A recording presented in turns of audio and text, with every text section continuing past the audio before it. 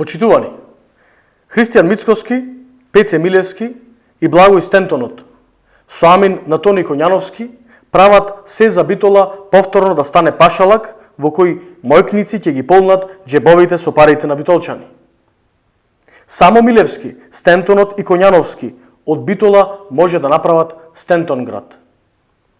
Цели 6 години Стентонот со амин на ДПМНЕ управуваше со паркинг местата во Битола. Потроши 2 канти боја и собираше арач од граѓаните, а на вработените им исплаќаше минималец околу 8.000 денари во тоа време. На иницијатива на СДСМ, општината доби ново јавно претпријатие кое стопанисува со паркинзите. Парите одат во буџетот и остануваат за сите, не за поединци блиски до ДПМНЕ. СДСМ застана зад интересите на битолчани. СДСМ го заштити буџетот на општината. СДСМ не го продолжи договорот на Стентонот за паркинзите. ДПМНЕ ја напушти седницата на Совет на која беше донесена таа одлука. Погодете кој седеше во советничките клупи во моментот кога ДПМНЕ не сакаше да се откаже од Стентонот. Тони Коњановски.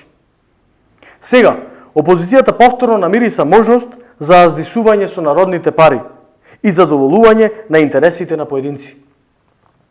Затоа, со сите сили се обидуваат Стентонот да го накалемат на СДСМ, на Христо Кондовски, но тој едноставно припаѓа на ДПМНЕ.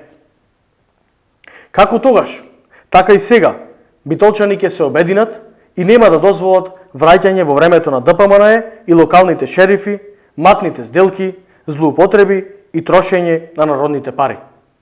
ДПМНЕ еднаш ја испусти општинската каса, ги заглави во долгови до гуша училиштата, градинките, јавните предпријатија.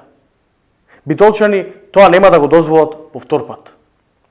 Во име на заедничките успеси во овие 4 години и во име на нормалноста во која заедно ја доведовме државата, дадете шанса за земјата и општеството да продолжат да се движат кон иднината, наместо да се враќаат во минатото. Ве повикуваме да се обединиме за да продолжиме напред.